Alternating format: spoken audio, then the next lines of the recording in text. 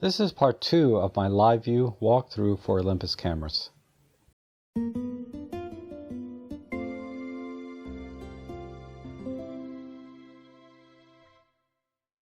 Okay, so this live view walkthrough series for Olympus cameras is basically about all of the things that you see on the back of the screen of the camera and the icons and the information that you can get to help you take better pictures and or take control of the camera. So in part 1 I kind of went through the default settings and everything that's there by default, and in this part 2 I'm going to go a little more into the things you can change about live view. But I'm really not done with explaining a lot of the things that are by default. So before we get started, I need to correct an error I made in part 1. And then also I wanted to answer a couple of questions. I've already answered them in the comments below, but I really appreciate the comments and the questions you have. It helps me make my next video. But I wanted to answer a couple of questions and just show you, in real time how to do these things. So first of all, the mistake I made was right around the 3-minute mark in part 1, where I was talking about the touchscreen icon. And when I was talking about it, this clackety sound came out and distracted me, and I kind of lost my train of thought. And if you've seen my tutorials before, I really try to run them straight through, uncut, and I never use a script. So that way hopefully you can follow along in real time, and I'm not skipping any steps or you don't get lost, whatever. And in the end, I hope you find that more helpful. But I made a mistake because I got distracted. So let me go back and correct that real quick. The touchscreen icon is this one. If you haven't seen part 1 yet, is this one right here. And basically what you do is you can now touch the screen. It'll focus on whatever area you touch, right? And what I said is that this off button was for the AF targeting, to turn that off, or it indicated that it was off, but that's not what it is. Actually, it's to turn off the touch to focus and put you back in your previous settings for autofocus. Now the default settings I have from factory are face detect with eye, or face priority with eye detect, as indicated by the icon at the top here. Okay, so if I want to go back to that, I need to turn off the touch to focus.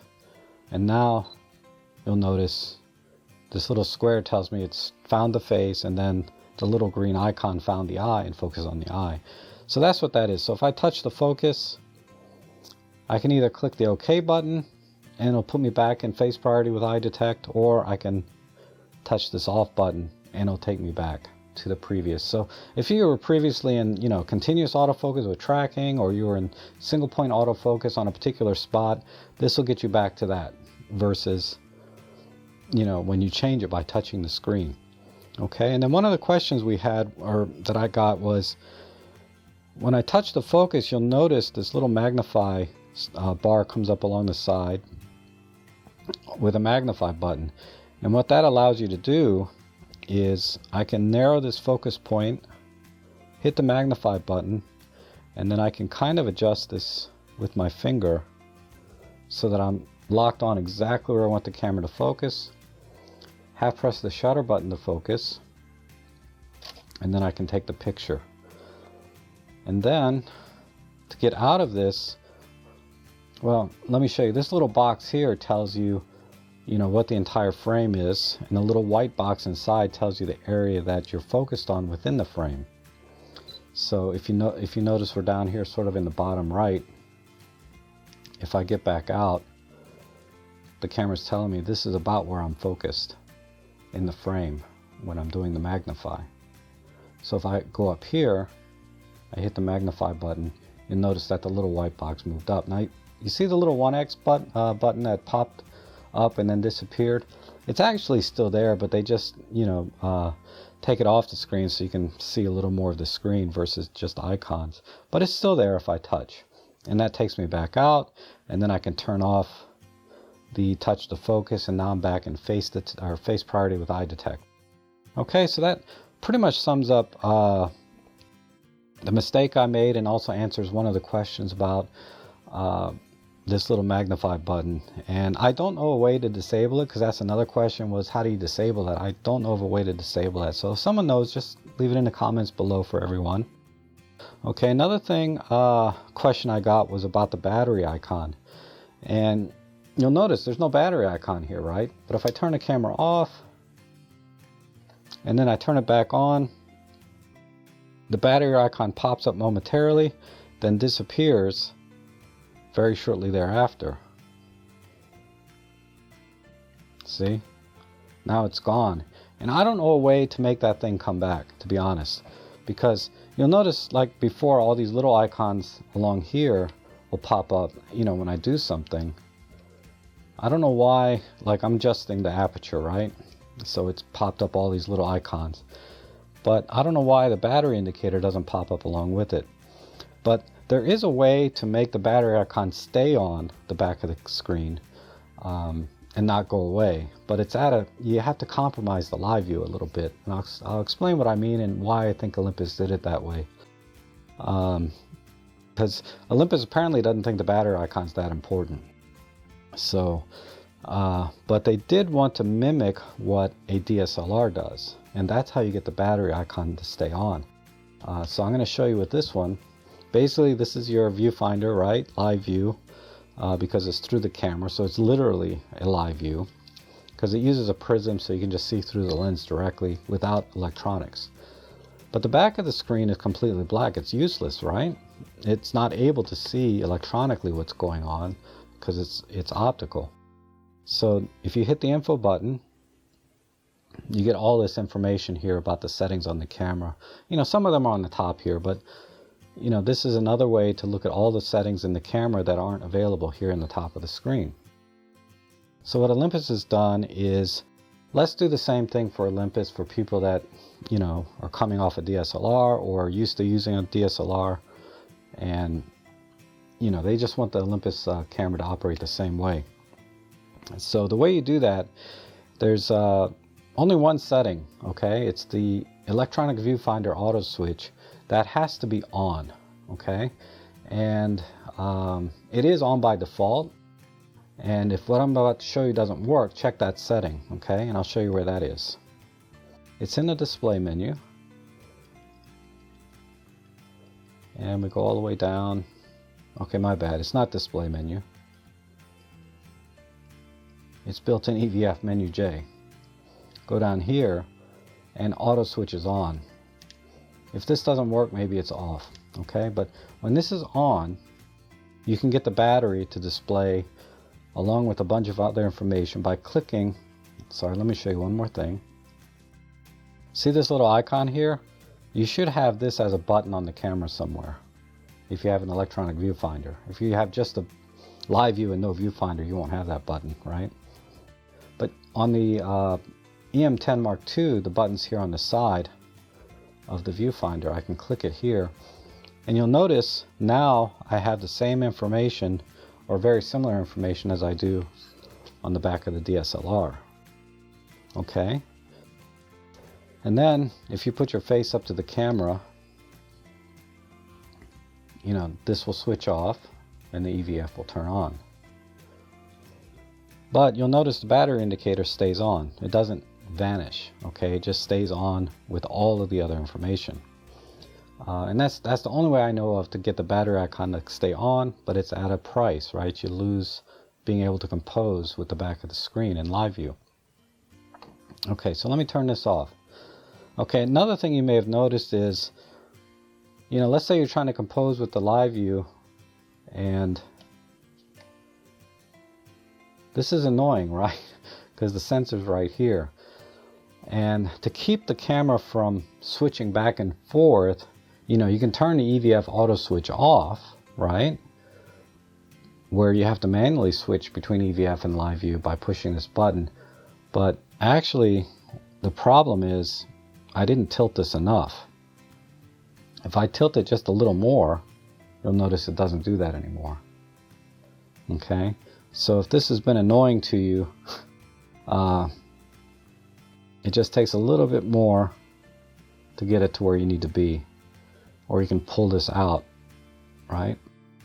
So the camera just has to sense, you know, how far the tilt screen is out before it turns off the EVF. So let's go ahead and tilt it just enough.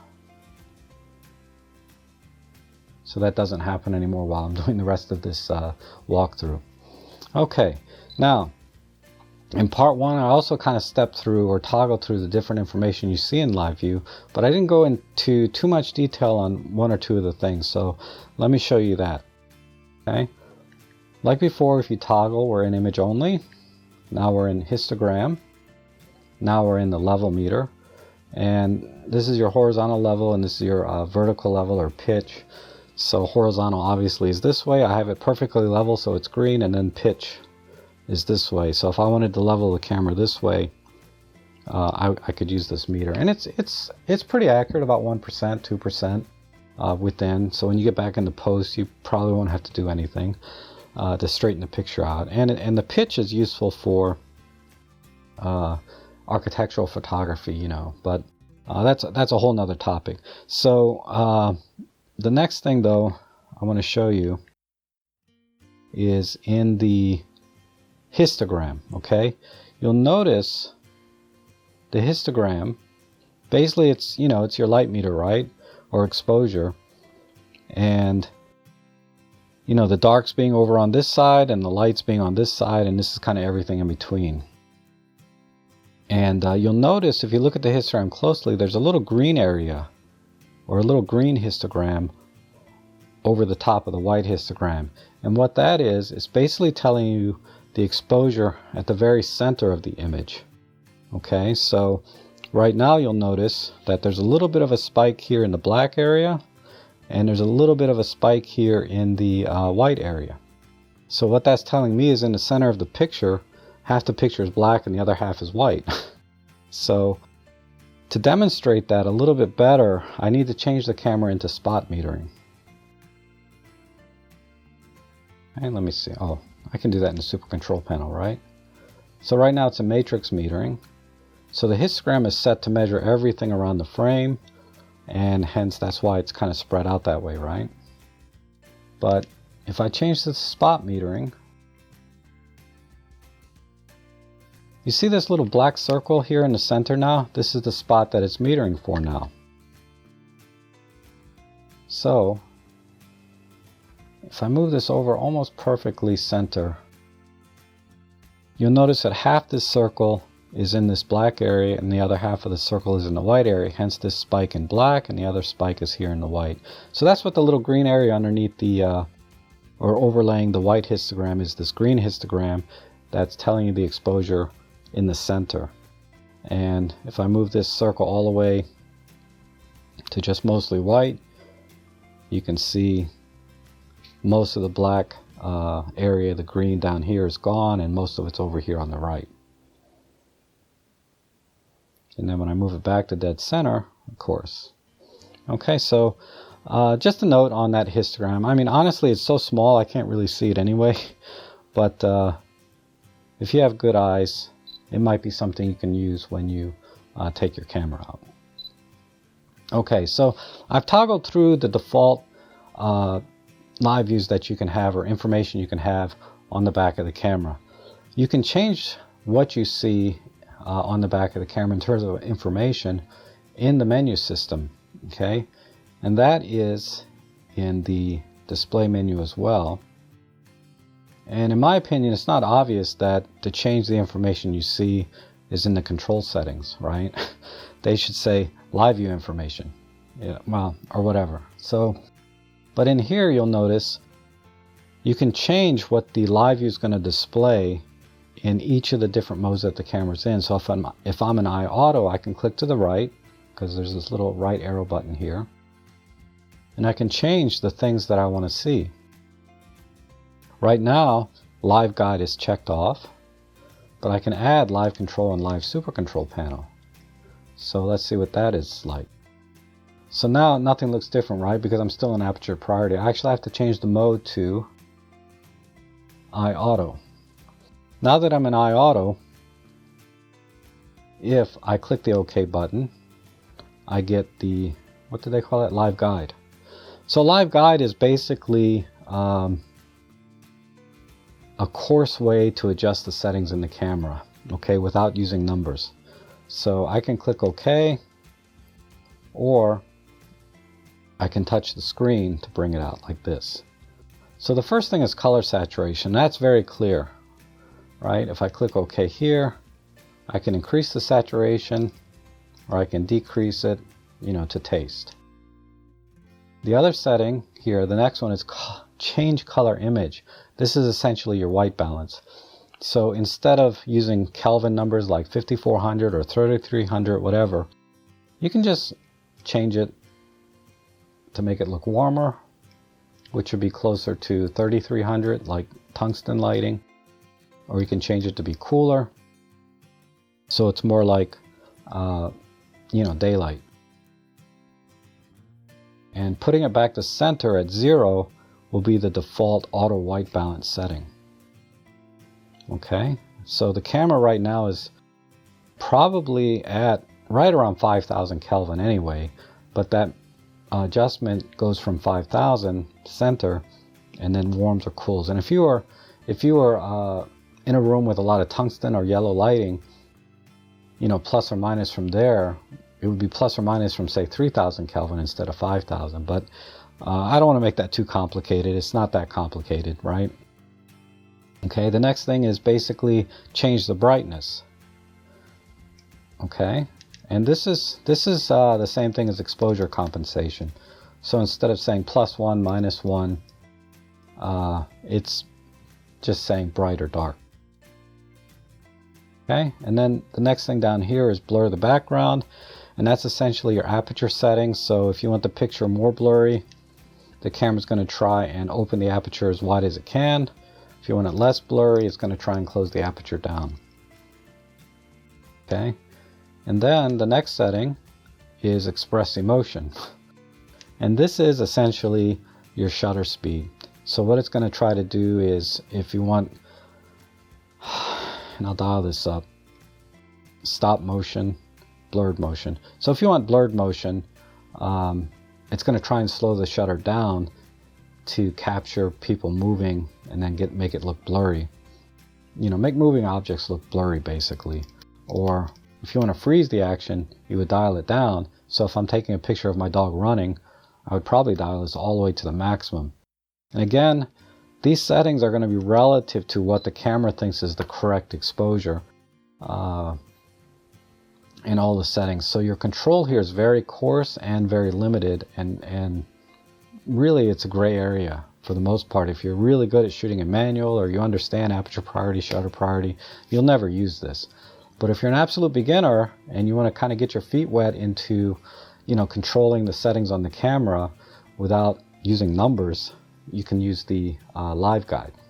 Okay, so I'm in live guide, right? And then there's little check marks to show you which ones you've properly adjusted. And then the next thing here is just information and tips. Like I said, if you're really new to photography and this camera, they give you some decent tips in here. Okay. Okay, so if you remember, I checked off the other two settings, the live control and the live super control panel. So you can kind of toggle between those and the live guide like this. So if I click the OK button, the live guide comes up, and I can click the info button and it toggles to the live control, and now it's toggled to the super control, and then back to live guide. And what's a little tricky is sometimes when you make adjustments here on the live guide, click OK. If I want to toggle again, you notice that the info button is not toggling, and then there's a little menu here, or icon here, saying you're still in the brightness menu. So what you have to do is touch that or click the menu button to go back out.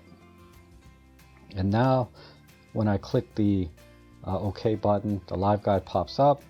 I can toggle to the live control and toggle to the super control panel.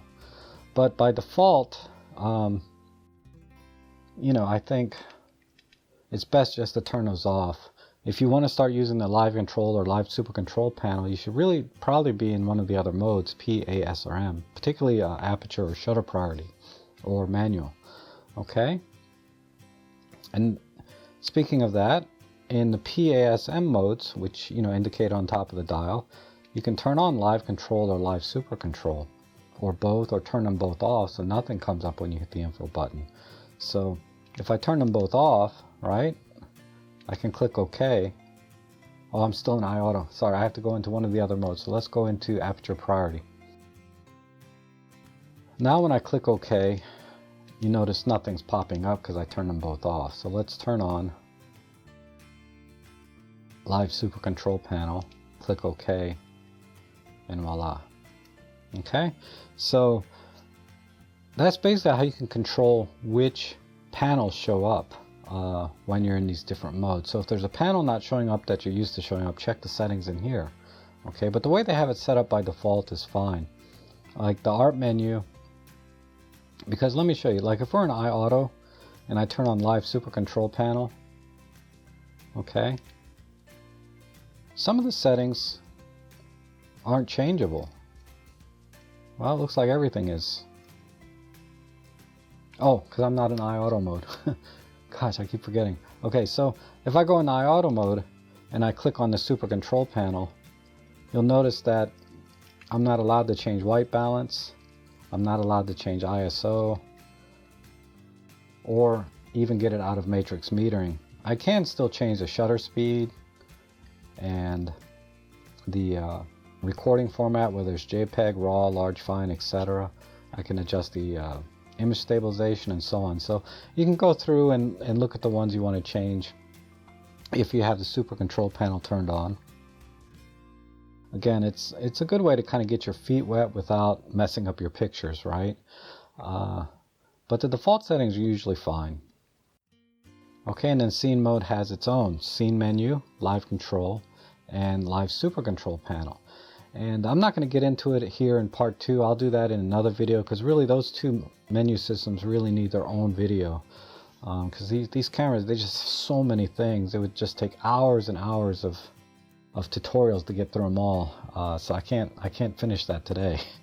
But this should give you an idea of what's available in each of the camera modes based on the mode you're in on the mode dial. Okay. The next thing here are info settings. Okay, info settings also control what you see in live view. The first one is for the playback menu, and I'll just touch on that real quick. No, I won't. I did that in another video I did about the it was called the Olympus menu walkthrough. I kind of get into it there, but let's talk about the live view info. Okay, right now the default setting is image only, custom 1 and custom 2. So you can change the order, not the order, but you can change the different things you can toggle through here. Because if you remember, we were toggling through image only, like this is histogram, level, default, and image only.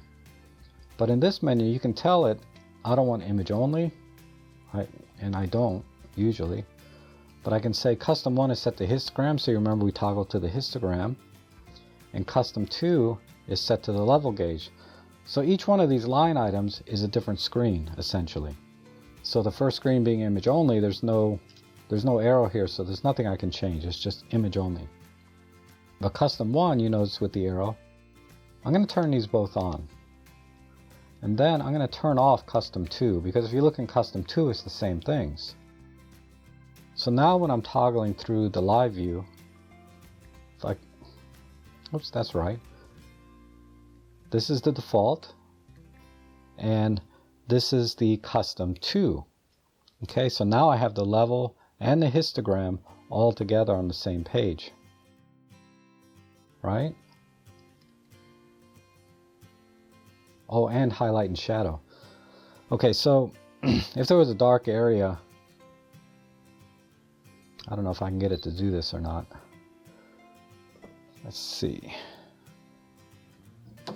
Basically, a highlight shadow, what will happen is if something's clipped, like a highlight's clipped, it'll turn red. And there we go. If a highlight's clipped, it'll clip red like this. And then if a shadow's clipped, it'll clip to blue.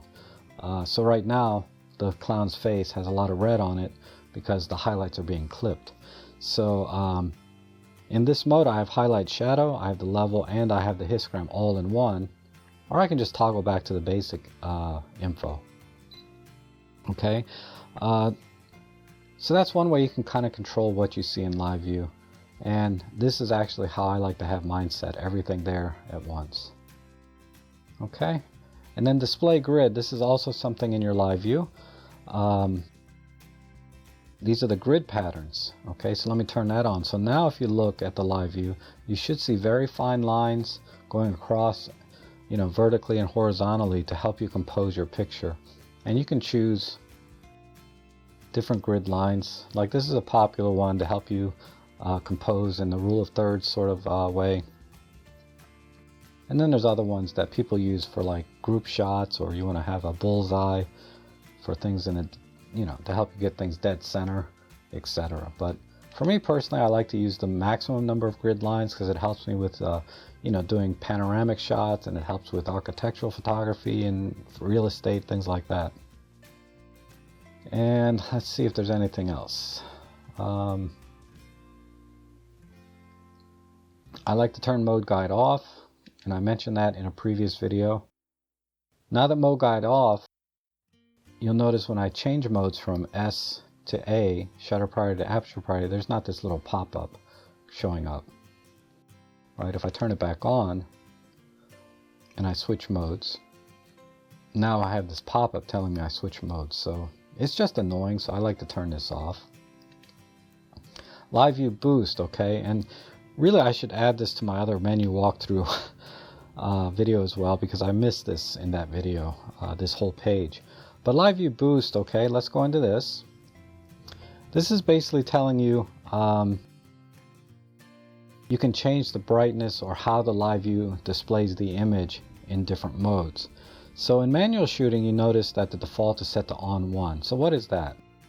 On 1 is saying, and it gives a very good description here for once, live view brightness will not reflect exposure settings and will be adjusted for optimal viewing brightness, etc. So if the image is really dark, live view normally tries, when this is set to on 1, the live view or the image you see in the live view will be brightened up so you can see it better, so you can compose.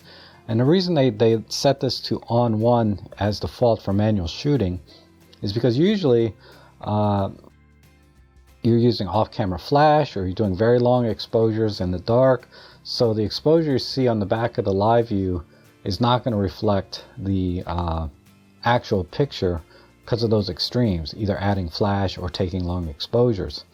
So turning it on will help you to compose things when it's very dark, or it'll show you sort of a normal picture and then you add flash, and then you have to do playback to see what the picture, how the picture came out. It's not going to show you the actual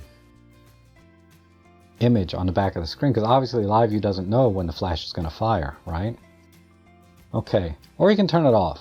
In the off mode, then when you're in manual mode, the camera will behave just like it is in any other mode normally, meaning it's going to try and reflect the exposure of the image based on the settings you have in the camera, and reflect that property, and again within the limits of the live view being +3 or -3 stops.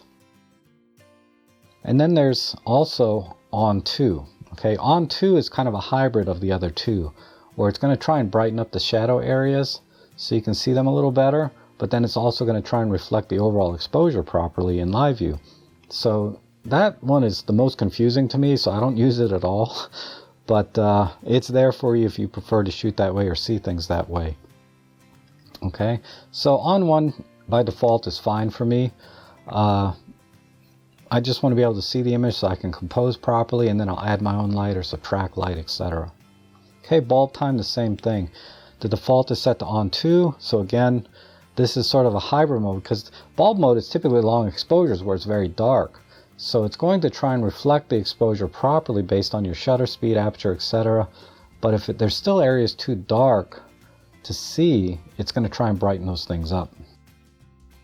Okay, live composite is off, others off. Others meaning P, A, S, and M, the other modes. So when I'm in aperture priority, it's going to try and reflect the exposure as it's taken.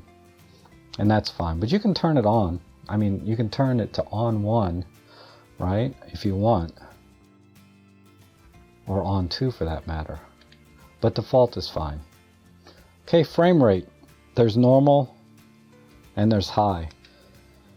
And this is, I guess, for like when I always leave it to normal. I can't see with my eyes, you know, the difference between the two. But in theory, what it's supposed to do is if an object is moving by really fast, it'll be less blurry because it's redrawing the screen faster. And I guess this is very useful in sports, so you get less jitter or less blurring of the image, and it's more accurate. Because, you know, from one frame to the next, your subject may have moved from point A to point B very quickly, and you're not going to get the image you were looking for if you're that fast with the shutter. So what it's going to do is it's going to show you, it's going to draw these frames faster so that it's here, here, here. So now you got, perceptually, there's less blurring, right? Or less jerkiness, or flickering, etc. So normal's fine for me, again, because my dying eyes, I can just barely see everything on the screen now. Okay. Art Live View Mode 1 is basically,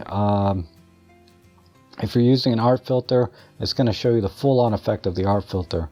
There's a Mode 2 that lightens up the effect of the filter so that you get a faster frame rate when you're viewing things. Because when you apply an art filter, it really puts a drag on the CPU by trying to show you what that art filter is going to look like. So doing that on top of redrawing the frame in live view, you get very jerky motion, right? When you're trying to look at the artifacts. So, you know, for me, I like mode 1, and then I'm taking static objects anyway. But you know, if you're comfortable with how an art filter works and the end result is going to look, you can switch it to mode 2 so you can frame a little better for fast moving objects, or if you're panning a lot, etc. Okay. Flicker reduction set to auto. I just set mine to 60 Hertz because that's, you know, what it is here in the United States. So if you see some flickering in your screen, the idea is to try to reduce that and line up the frequency of the camera to the frequency of the lighting and other things. So another way to look at it is like sometimes you'll see banding on monitors and television set. Changing this to whatever your country is, setting is, will potentially reduce that. I just set it to 60 because I know that's what it is here, but that's one less thing the camera has to think about, right? So that's why I don't like to leave it in auto, and I set it to 60. Live view close-up mode. So this is, we saw the effect of this already for mode 2, because when we did the magnifier zoom in, I would half press the button halfway, and it would try to focus while I'm magnified in. But if I change it to mode 1, what's going to happen is I'm going to half press the shutter button, and it's going to still focus, but it's going to zoom back out to the full frame. So just like before, I can touch the focus, right? Magnify in. But then when I half press the shutter button, all it does is focus and then zooms back out so you can see where you are in the frame. So mode 2 works for me because I like to see it magnify while I'm focusing. Okay, then there's lock. All right, this is for when you're looking at, this is basically a depth of preview or locking the aperture.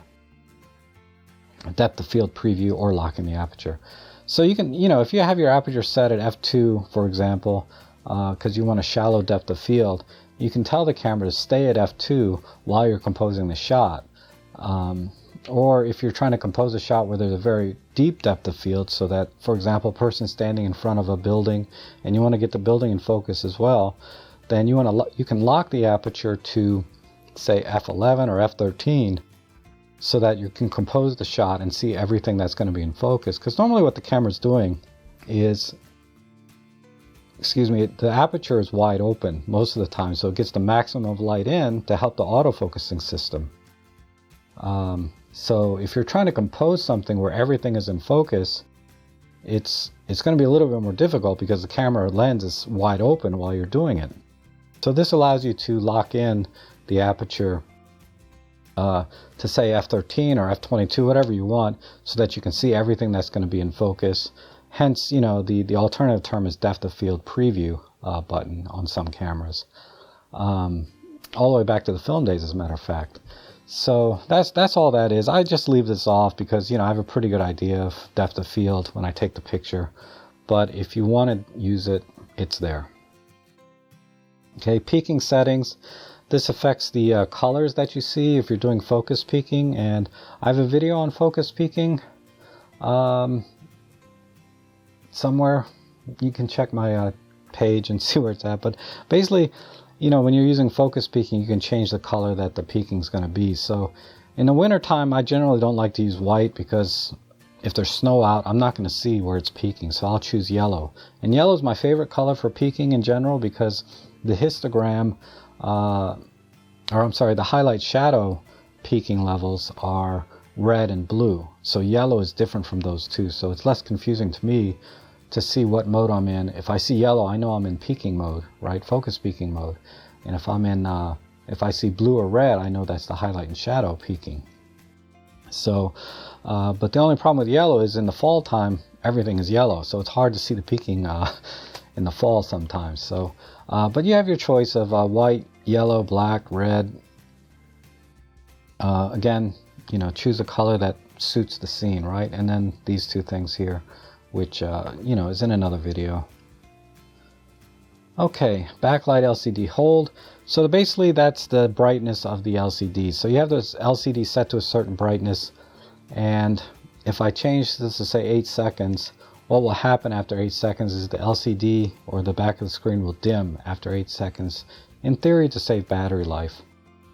You know, the default is hold, and I'm comfortable with that because it's annoying when I look at the back of the camera and it's dim and I have to touch something, potentially changing a setting that I was working hard to get right. But in any case, and then sleep mode off, so you can set the camera to turn off. It's got nothing to do with live view really, other than it's staying on while I'm doing this tutorial. Okay, and really the only other setting here in the menu that affects the live view is here in the setup menu with the wrench, where I can change the brightness level or the color temperature of the live view. So if I'm outside, I might want to crank the brightness of the live view all the way up so I can see it better. Or if it's at night or I'm trying to save battery, I can set this all the way to low to maximize my battery life or to reduce the brightness in dark rooms, etc.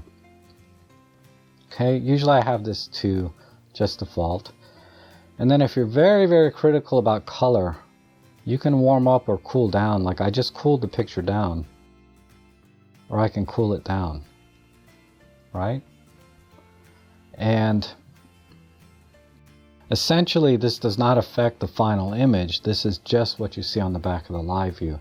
So this is handy, I think, if you have multiple cameras using different lenses and you know that one lens is a little bit warmer than the other in terms of its final exposure, but the back of the live view doesn't reflect that, so you can adjust the live view slightly.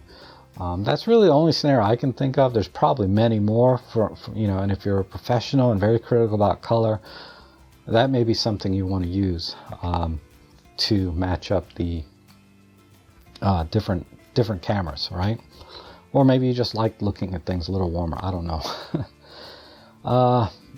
And record view 5 seconds. This is essentially your, after you take a picture, how long does the image show after you take it? So this is the final image, right? So it's showing for 2 seconds. Half second's good enough. Some people like it just completely off. Let me put it back to half second, or off for that matter. Okay, and that's everything in the menu that I know of. If I missed something, let me know in the comments below, but that's everything in the menu settings that would affect what you see in live view. And this is the end of part 2. I'm going to work on a part 3, but so leave some comments and questions down below to help me do that. But in any case, I really appreciate you guys watching. I really appreciate the comments and feedback, and hopefully we'll see you again soon.